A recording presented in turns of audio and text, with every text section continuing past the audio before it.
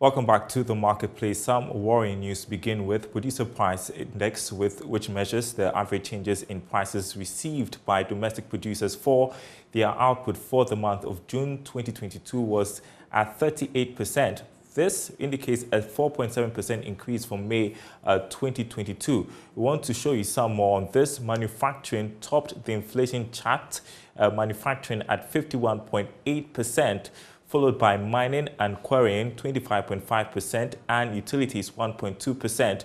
Now, this gives you an idea how much more you should be expecting to pay for goods and services and where the consumer price index, general inflation rate, if you like, is headed. Chief Executive of the Association of Ghana Industry, Kwawu, joins us on Zoom to make sense of this latest figures from the Ghana Statistical Service. Grateful you could join us this afternoon. And when I spoke to you earlier over the phone, you sounded a bit alarmed by the latest number, 38%. I'm sure our audience are curious to know what is triggering this increase. Are they still external factors? Well, thank you very much, Daryl. Yes, I was a bit alarmed because we see the producer price index going up, just as we've been seeing the CPI, that's the consumer price, also going up. And the producer price, when it's going up, it also has implications on the economy, on producers and manufacturers, and then even on the consumers. So when it's going up astronomically, then it's a bit worrying. But I think what is driving the current situation is the fact that the manufacture of refined petroleum prices or petroleum products such as lubricants and the rest are all going up, and it's affecting the producer price index. Also, flour, beverages, food products are also major contributions to this challenge that we're having. So these are the drivers. And as I said, the implication is clear. When you have the producer price going up, it means that cost of production is going up, and it affects manufacturers. It affects your ability to even expand, because if the price of your products are going up, unless you're able to pass it on, you are absorbing it. So it reduces your working capital to grow your business and do expansion.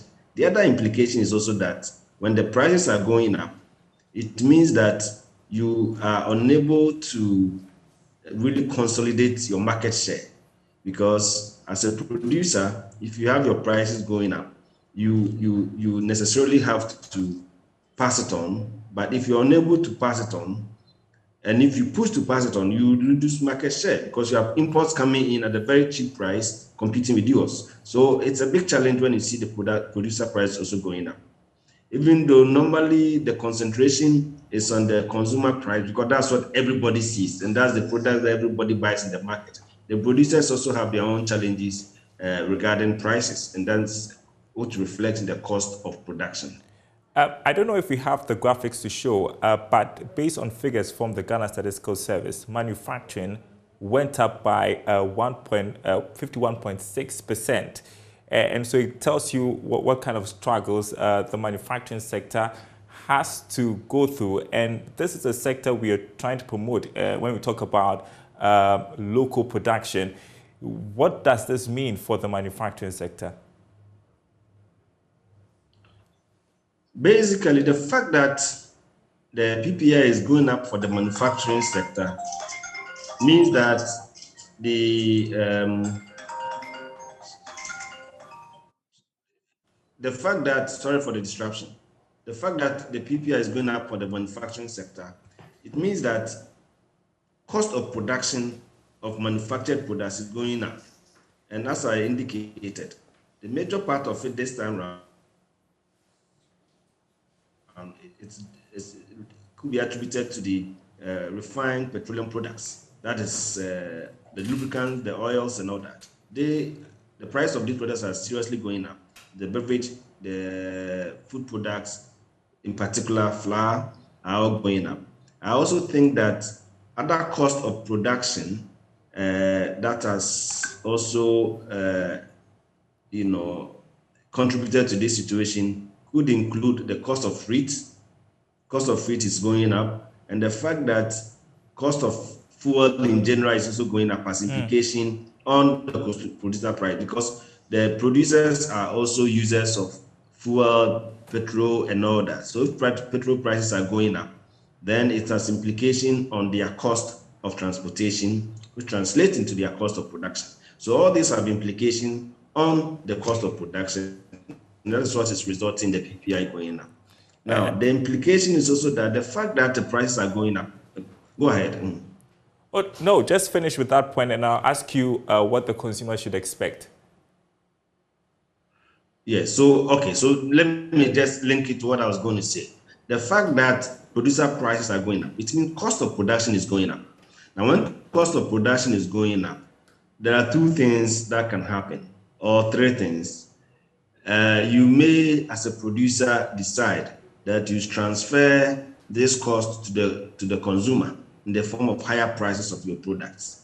But that is not very simple. That's why sometimes they say there isn't much link between the PPI and the CPI.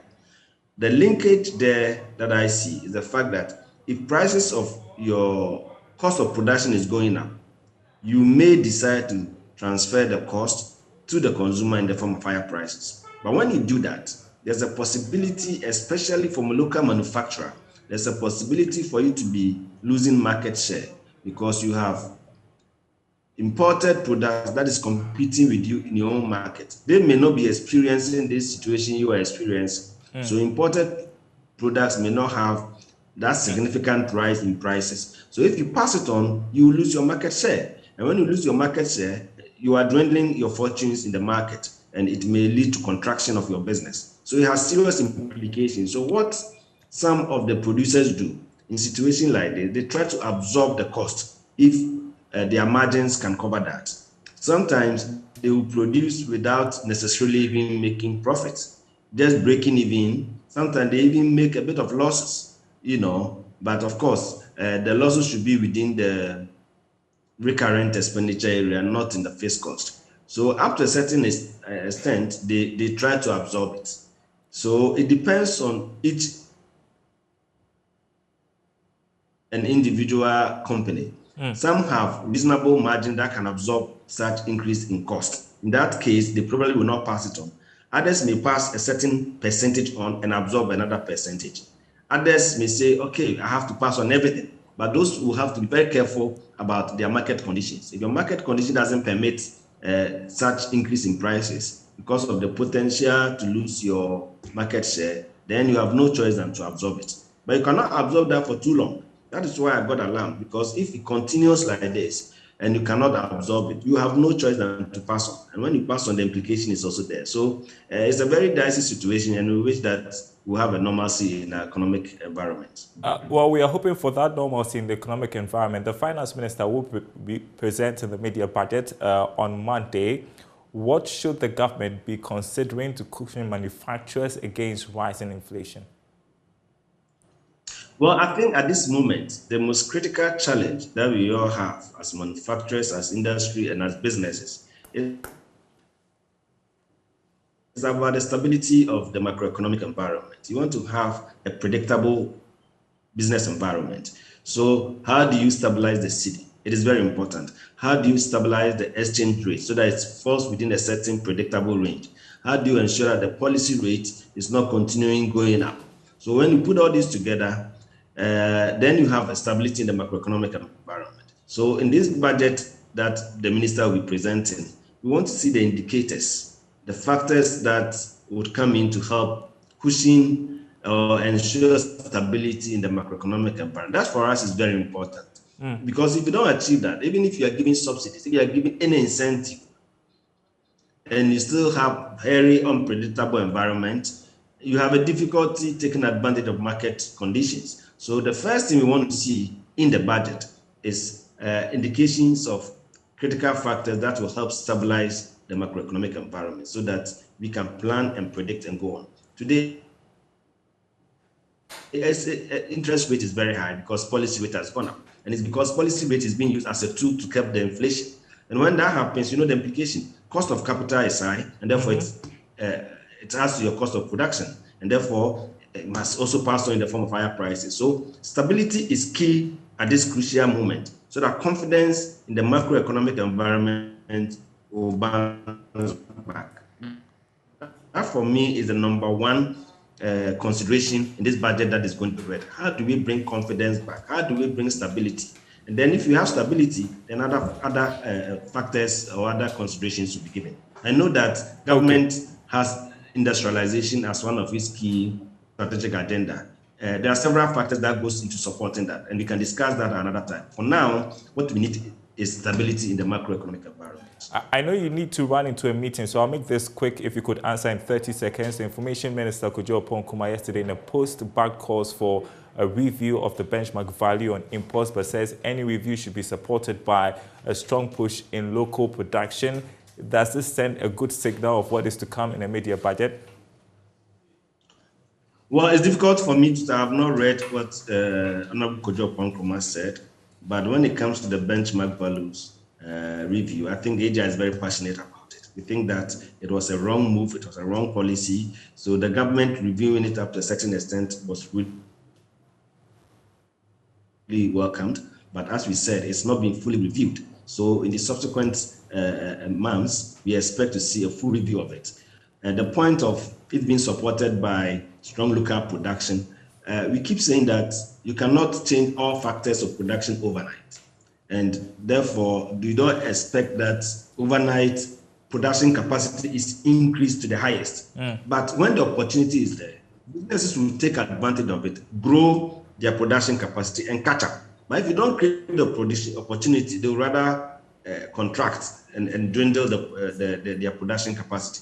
So it's clear that for you to grow the capacity, you must have the market conditions favorable and conducive for expanding your production capacity. So we need to have the benchmark values fully reviewed, and then other incentives will also continuously be given to manufacturing sector so that they can expand.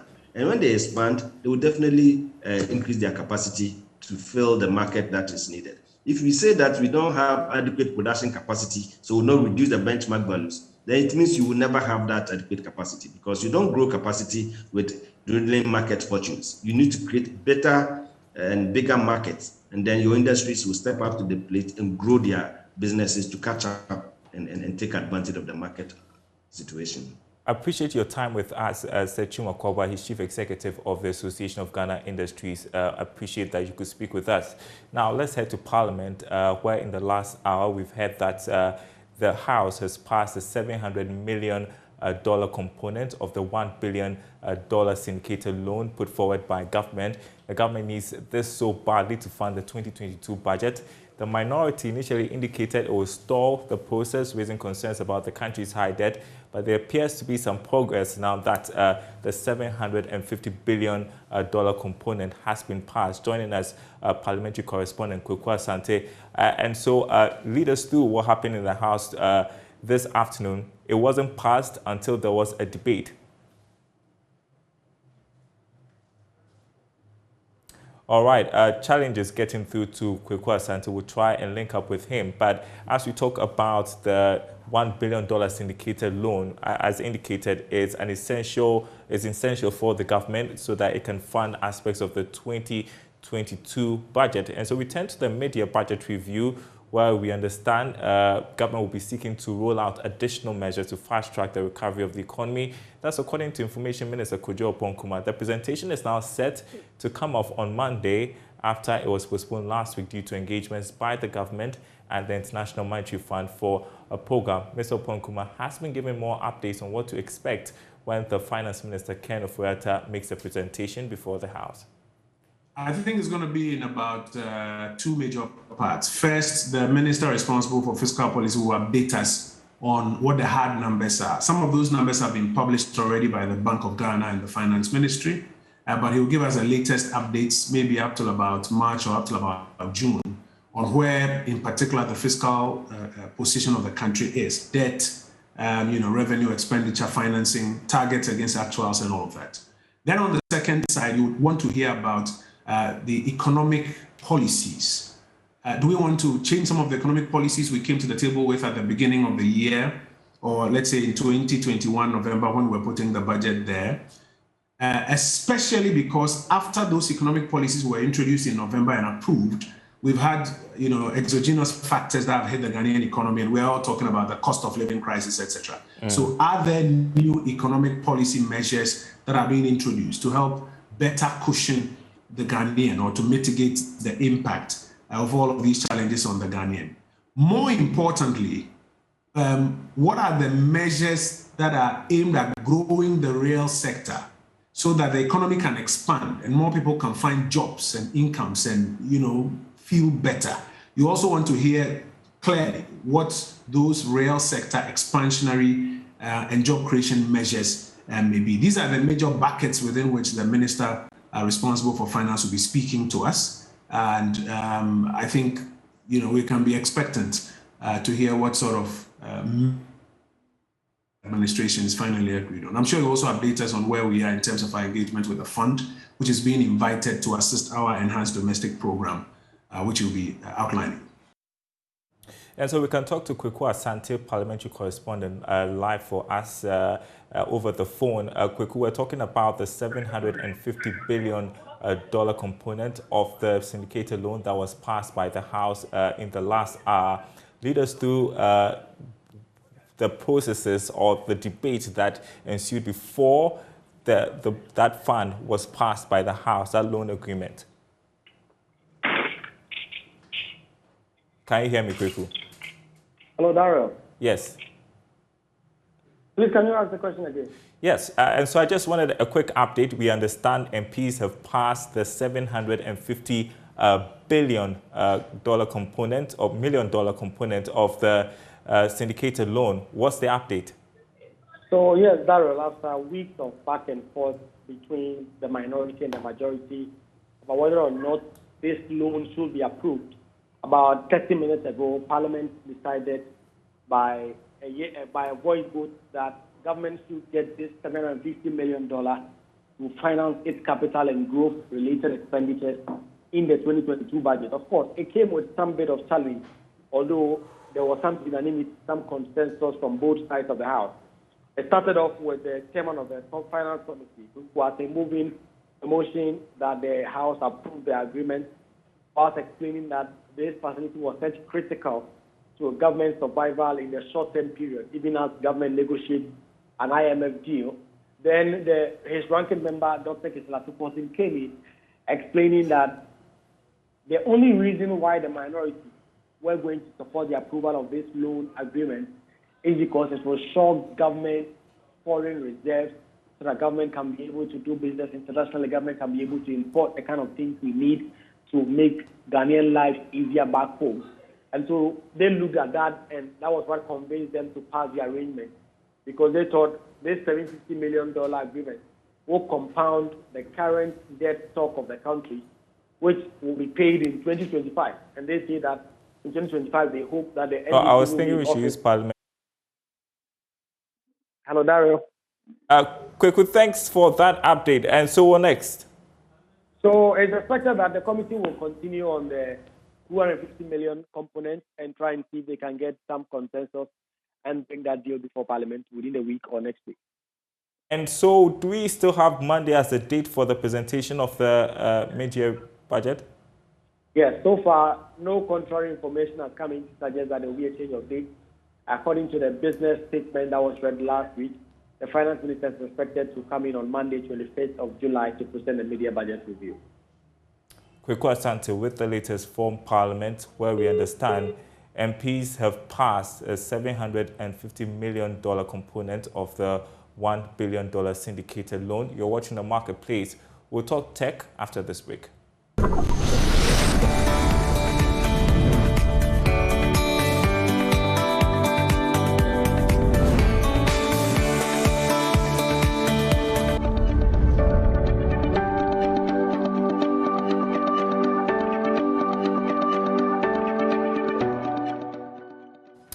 Hello, welcome back to The Marketplace. I said we were going to do tech, but we have some tech issues, so we can't do that now. But GCB Bank is now the #1 bank in Ghana with significant investments on the Ghana Stock Exchange fixed income market in the first half of this year.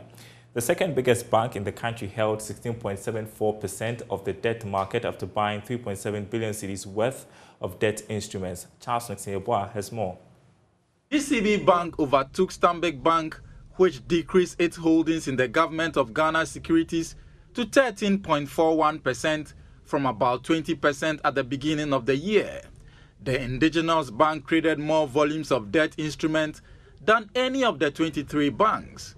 Stanbic Bank was second with a controlling stake of 13.4%, but its investment in government bonds stood at 3.5 billion cedis. Fidelity, Access and Absa Bank also maintained their significant investment in government debt instruments. Together, they control 34.1% of the Ghana fixed income market. From the trading result, one could tell that some of the banks have reduced their holdings in the largely risk-free instruments, whilst others have increased their stake. According to the Bank of Ghana's monetary policy report in May, banks' investment portfolio as of the end of April this year remained in favor of long-term debt instruments, a response to higher interest rates on the long-term instrument. Well, let's bring you some money tips next on Money Lab.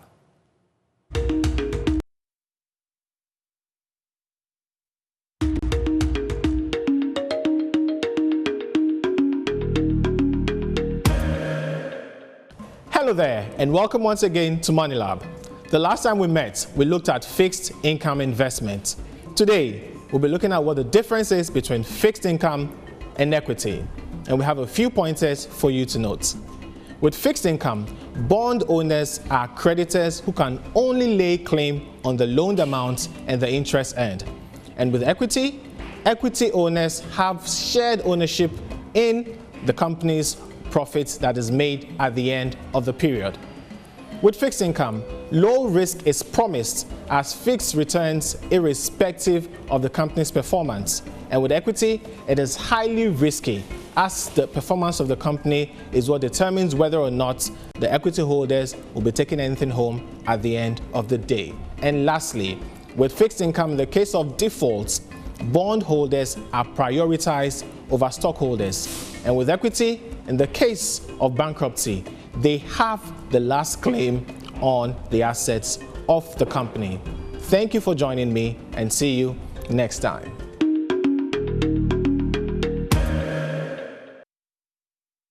myjoyonline.com/business. That's where to go for the latest business news. We have one of our top stories, the media budget review to roll out measures to fast-track economic recovery. That's according to government. And one important information, the MPC beginning crucial meeting to support revival of the economy. That meeting started today. Hopefully on Monday, we'll get an announcement of a policy way. So we are looking at that for you as well. myjoyonline.com/business. My name is Daryl. Thanks for watching. We will be back same time tomorrow.